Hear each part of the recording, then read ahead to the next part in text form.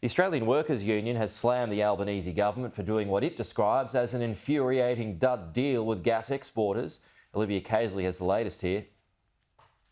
Industry Minister Ed Husic has blasted the nation's gas companies, calling on them to pick a side between Team Australia and Team Greed as domestic gas prices continue to rise. He said that the business model being used by gas companies would make a swarm of locusts proud. All they're doing is sucking up an Australian resource and selling it at phenomenal prices overseas, and doing so in such a way that is putting pressure on manufacturers and households in this country. They can either do the right thing by the country or they can continue to be greedy.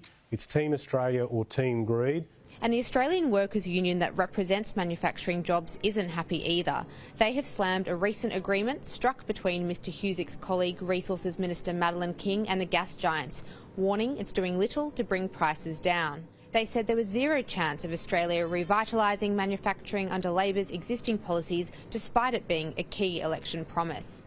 AWU National Secretary Dan Walton said it's infuriating that a Labor minister could champion the same kind of dud handshake agreement struck by the Turnbull government. The government has a choice: defend the insane super profits that gas exporters are making, or defend the future of Australian manufacturing. I can't believe this is apparently a head scratcher for Labor.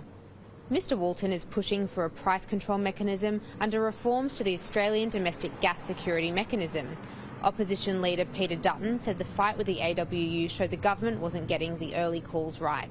It doesn't come as any surprise to me that there is now a very big breakdown in the relationship between the AWU and the Labor Party, which is normally a very tight relationship, and it shows that Labor are not getting the early calls right, and families and businesses should be worried about that. It is understood Mr Husic is behind an internal push to update the agreement struck by Ms King. He told Sky News he was considering amendments that may include forcing gas companies to reduce prices for Australian manufacturers.